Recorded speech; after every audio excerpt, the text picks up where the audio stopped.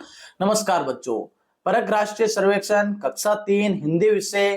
तो बच्चों सबसे पहले हम पैसेज को पढ़ेंगे। भारत में ग्रीष्म ऋतु 4 ऋतुओं में से एक है।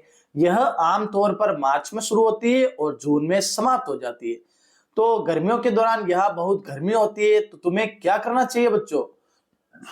तो बार बार स्नान करना चाहिए, सूती कपड़े पहनना चाहिए, हल्के रंग के कपड़े पहने।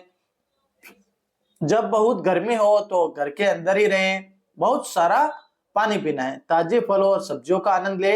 यदि आपको बहुत गर्मी लगे तो रुके और आराम करें। तो पहला प्रश्न है बच्चों, भारत में प्रमुख कितनी ऋतुएं हैं? तो बच्चों 4 ऋतुएं। द ऑप्शन से रहेगा। चौथा दूसरा प्रश्न है, एक काम चुने जो आपको गर्मियों में करना चाहिए। तो ब ऑप्शन, खूब हमें पानी पीना चाहिए। तीसरा प्रश्न, निम्नलिखित में से कौन गर्मियों के दौरान गलत काम कर रहा है?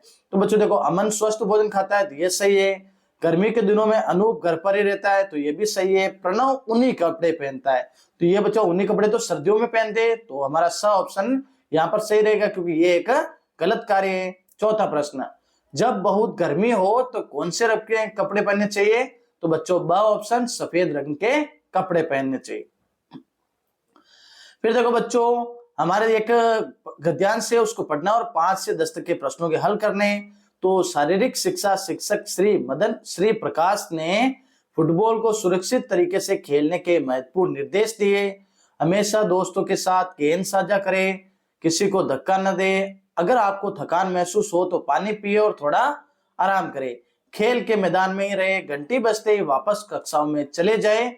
अगर आपको कोई चोटिल दिखाई दे तो तुरंत शिक्षक को बताएं। और याद रखें, जब हर कोई नियमों का पालन करता है तो सुरक्षित रहता है और खेलना मजेदार होता है।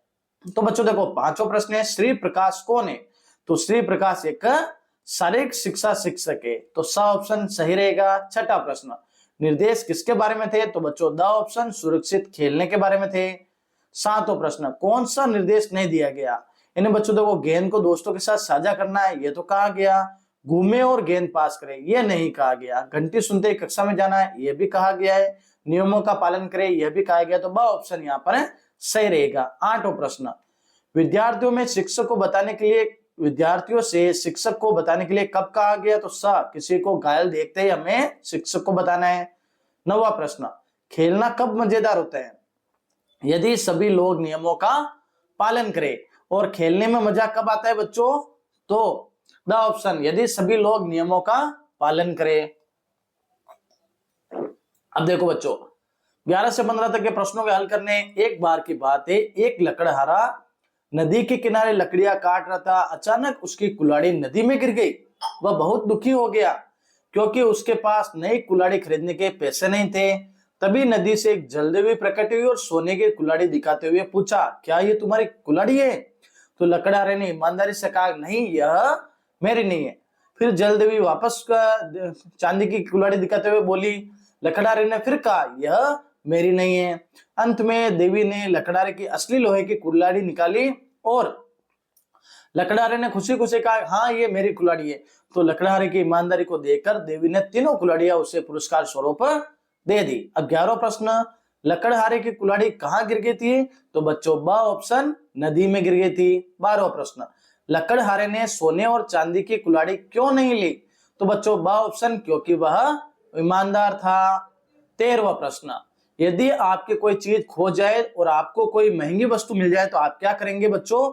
तो स ऑप्शन, ईमानदारी से असली मालिक को बताएंगे। 14वां प्रश्न, लकड़हारे की ईमानदारी को जलदेवी ने किस प्रकार परखा? तो बच्चों स ऑप्शन, लकड़हारे को सोने चांदी और लोहे की कुल्हाड़ियां दिखाई। 15वां प्रश्न, यदि लकड़हारे को व्यवहार को कैसे मूल्यांकन करेंगे आप?